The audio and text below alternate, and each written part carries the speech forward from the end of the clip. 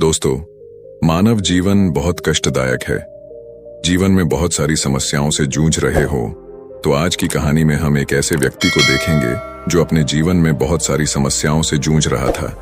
ये केवल उसके सोचने के तरीके की वजह से था। उसे लगता था कि मानव जीवन बहुत कष्टदायक है। वह सोचता था कि पशु का जीवन इंसानों से बेहतर है क्योंकि उन्हें इतनी समस्याएं झेलनी नहीं पड़ती। हम इंसानों को सदा चिंताएं सताती रहती हैं, वह आनंद से जीवन जीते हैं। तो आइए इसे एक कहानी के माध्यम से समझते हैं। नमस्कार दोस्तों, बोध ही थिंक्स बाय यूट्यूब चैनल में आपका दिल से स्वागत है। बहुत समय पहले की बात है। एक निर्धन ब्राह्मण था। वह दिन भर गांव गांव भटककर जो कुछ भिक्षाटन कर लाता, उसी से उसका और उसके परिवार का गुजर बसर होता था। परिवार में मात्र पति, पत्नी और पुत्र थे, परंतु कभी कभी भिक्षा मिलती तो कभी नहीं, जिससे किसी प्रकार पेट भरता। वे कभी पूरब के गांव में भिक्षाटन करने जाते, कभी पश्चिम के गांव में, कभी उत्तर जाते, कभी दक्षिण। यही उनका काम था। बेटा बड़ा हो रहा था, उसकी शिक्षा शुरू होनी थी। उससे पहले यज्ञ पवित्र करना जरूरी था, लेकिन यज्ञोपवीत का खर्च कैसे जुटाया जाएगा और 7 ब्राह्मणों का भोजन किस प्रकार संभव होगा। ब्राह्मण जब सुबह सुबह पूजा पाठ कर भिक्षा को निकलते, तब ब्राह्मणी रोज बालक के यज्ञ के बारे में याद दिलाती। एक दिन ब्राह्मण ने उसकी पत्नी से कहा कि ऐसे नहीं चलेगा, मुझे इंतजाम के लिए नगर की ओर जाना पड़ेगा। उसकी पत्नी ने उसे एक भिक्षा पात्र का ठेला बांध दिया और विदा किया। वह ब्राह्मण काफी सीधा और भोला था। ब्राह्मण अनजान रास्ते पर चलते चलते थक गया था और शाम भी हो गई थी। वह एक विशाल पेड़ के नीचे बने चबूतरे पर अपना गमछा बिछाकर सो गया। वह काफी थक गया था, इसलिए सोते ही उसे नींद आ गई। संयोग से उसी राह से विधि और विधाता पंछी रूप में भ्रमण कर रहे थे। थोड़ा आराम लेने के विचार से पेड़ पर बैठ गए। पेड़ के नीचे सोए निर्धन ब्राह्मण को देखकर विधि ने विधाता से कहा, देखिए, यह बेचारा गांव गांव भिक्षाटन करता है, जिससे पेट भी नहीं भरता। अब बेटे का उपनयन संस्कार सिर पर है, कैसे करेगा? क्या आपको इस पर दया नहीं आती है? विधि की बात सुनकर विधाता ने कहा, हे भाग्यवान, सबको अपना कर्म फल भोगना पड़ता है। सुख दुख तो लगा ही रहता है, परंतु यदि आपकी तरह मुझे भी अगर दया आने लगे, तब तो दुनिया से सारे दुख खत्म हो जाएंगे। विधि ने कहा, कुछ भी हो, परंतु इस ब्राह्मण का कोई ना कोई उपाय तो आपको करना ही पड़ेगा, वरना मैं यहां से कहीं नहीं जाऊंगी। विधाता ने कहा, इसी को कहते हैं त्रियाहट। विधाता ने उन्हें एक झोला दिया और कहा, भाग्यवान लीजिए, ये झोला उसके सिरहाने पर रख दीजिए।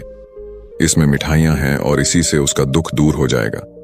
विधि ने वह झोला ब्राह्मण के सिरहाने रख दिया और उड़कर चले गए। जब ब्राह्मण की नींद खुली, वह झोला देख चकित हुआ। झोले के अंदर हाथ डाला तो खुशी का ठिकाना न रहा। उस झोले के अंदर भांति भांति की मिठाइयां थीं। ब्राह्मण बहुत भूखा था, उसने पेट भरकर खाया। खाने के बाद भी झोला भरा का भरा था। उसने सोचा कि जब यह जादुई झोला मिल ही गया है, तो अब शहर क्या जाना। वह लौट पड़ा। अपने गांव की ओर लौटते वक्त शाम हो गई थी। तब ब्राह्मण को एक हलवाई की दुकान दिखी। उसने सोचा कि वह आज रात तो रुक जाएगा। हलवाई ब्राह्मण को पहचानता था। वह पहले भी भिक्षा करने आता था, परंतु आज उसने भीख नहीं, मात्र रात गुजारने को रहने की जगह भर मांगी। ब्राह्मण वह पर ठहर गया। ब्राह्मण की प्रसन्नता देख हलवाई को अचरज हुआ। आखिर क्या कारण है कि सदा दुखी रहने वाला ब्राह्मण आज बहुत सुखी लग रहा है, खाना भी नहीं मांग रहा है। हलवाई की नजर उसके झोले पर पड़ी। रात को जब ब्राह्मण गहरी निद्रा में निमग्न हो गया, तब हलवाई उसके पास आया और आहिस्ता से उसका झोला उठा लिया और झोले को लेके अपनी पत्नी के पास गया। और दोनों ने झोले के अंदर देखा तो उसमें से बहुत सारी नायाब मिठाइयां थीं। दोनों पति पत्नी ने मिलकर सारे बर्तनों में मिठाइयां भरकर रख ली और फिर झोला ब्राह्मण के सिरहाने जैसा था उसी तरह रख दिया। सुबह सुबह ब्राह्मण उठा और अपना झोला लेकर गांव जाने लगा। वह 1-2 दिन में खुशी खुशी अपने घर लौट आया। ब्राह्मण को देख उसकी पत्नी गुस्सा हो गई और झुंझलाकर बोली, 2 दिनों में ही कौन सा आकाश से चांद उतार लाए हो कि इतने खुश दिख रहे हो? ब्राह्मण हंसा, धैर्य धरिए भाग्यवान, सब कहता हूं। स्नान ध्यान तो कर ही लिया होगा। एक थाली लेकर निकट आइए। उसकी पत्नी को कुछ समझ में नहीं आया। वह थाली लेकर आई। ब्राह्मण ने थाली में झोला उलट दिया। उस झोले में से भांति भांति की मिठाइयों से थाली भर गई। उसकी पत्नी चकित हो गई और ब्राह्मण ने अपने हाथों से एक मिठाई उसकी पत्नी को खिलाते हुए कहा, अरे भाग्यवान, खाइए, जितना जी चाहे उतना खाइए। ब्राह्मण ने सारा किस्सा ब्राह्मणी को सुनाया। ब्राह्मणी को भी मिठाई खिलाकर खुश किया। जिसके घर में नमक का जुगाड़ नहीं था वह अब 5 भोग खाने लगे। अब ब्राह्मण भीख मांगने नहीं जाता। वह अपने घर में संध्या गायत्री का जाप करके दोनों खा पी कर आराम करते हैं। गांव के लोगों को आश्चर्य होता कि आखिर क्या रहस्य है जो ब्राह्मण और उसकी पत्नी दोनों इतना खुश है। कुछ दिन बाद आखिरकार रहस्य का पता भी गांव वालों को चल गया। अब बात राजा के कानों तक पहुंच गई। राजा निहायती लालची था। उसने ब्राह्मण को अपने महल बुलाया और ब्राह्मण ने राजा को आदर सत्कार से नमन किया और राजा ने ब्राह्मण को समझाया कि झोला उसके घर पर रहेगा तो चोरी हो जाएगा। इसे तुम मुझे दे दो, बदले में तुम्हें 25 स्वर्ण मुद्राएं दूंगा। ब्राह्मण कुछ समय विचार किया और विवश होकर झोला राजा को दे दिया। राजा के दिए रुपयों से बेटे का उपनयन संस्कार कर दिया। बचे हुए रुपए को दुकानदारों को दे दिए कि उनको राशन पानी देता रहे। कुछ दिनों के बाद वे पैसे खत्म हो गए। अब दुविधा ने फिर घेरा। आखिरकार ब्राह्मण ने निश्चय किया कि वह फिर से गांव गांव भीख मांगने जाएगा। सुख के बाद मिले दुख अधिक कष्टकारी होते हैं और वह गांव भीख मांगने निकल गया। एक दिन ब्राह्मणी ने ब्राह्मण से कहा कि आप एक बार फिर उसी राह पर जाएं। शायद फिर कोई चमत्कार घट जाए, शायद फिर से हमारे दिन अच्छे आ जाए। ब्राह्मण को भी ब्राह्मणी की बात अच्छी लगी और वह अगले ही दिन फिर से उसी रास्ते पर गया। रात होते होते वह उसी पेड़ के पास पहुंच गया। रात होने पर पेड़ के नीचे गमछा बिछाकर सो गया। विधि और विधाता पुण्य चिड़िया के रूप में वहां आकर उसी पेड़ पर बैठे विधि ने विधाता को उलाहना देते हुए कहा, क्या हुआ? हे विधाता, आपने जो झोला दिया उससे इसका दूध स्थायी रूप से कहां दूर हुआ? विधाता ने कहा, वह झोला राजा के पास चला गया। फिर विधि ने विधाता से कहा, कुछ तो राह निकालिए। विधाता ने भी यही सोचा और एक बार फिर एक नया झोला ब्राह्मण के सिरहाने रख दिया और वहां से चले गए।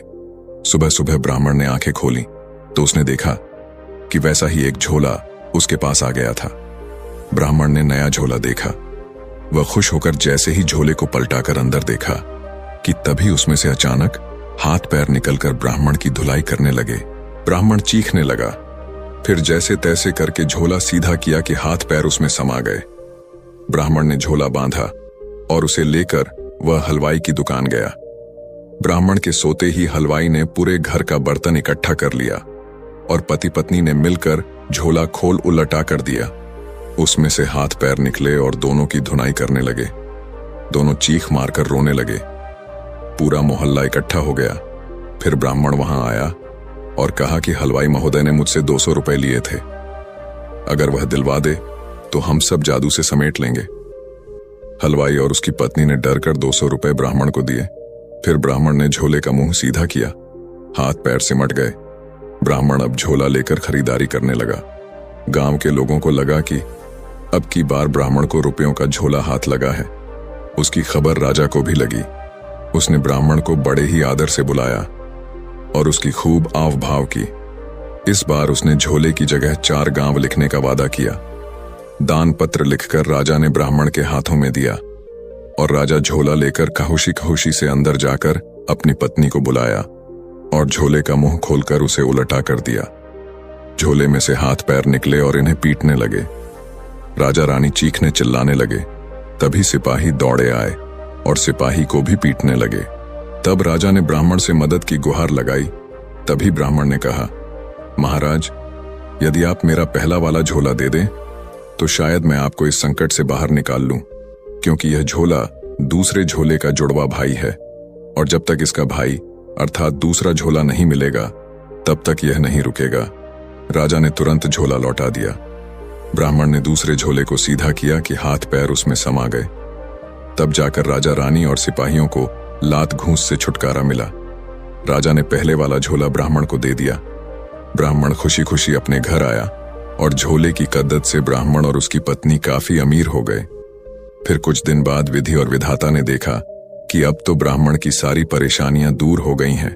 सो विधाता ने अपने दोनों जादुई झोले को वापस ले लिए और चले गए, और इधर ब्राह्मण और उसकी पत्नी सुख चैन से अपना जीवन काटने लगे। दोस्तों, आपने आज के इस वीडियो से क्या सीखा वह मुझे आप कमेंट में बता सकते हैं। इसी के साथ में उम्मीद है कि आपको आज की वीडियो पसंद आई होगी, तो इस वीडियो को उस इंसान को शेयर करें जिससे यह कहानी सुनने की जरूरत है, और उसी के ठीक बाद चैनल को सब्सक्राइब करें। तो चलिए फिर मिलते हैं ऐसी एक और नई वीडियो में एक नए मैसेज के साथ। तब तक के लिए अपना ख्याल रखें। धन्यवाद और नमो बुद्धाय।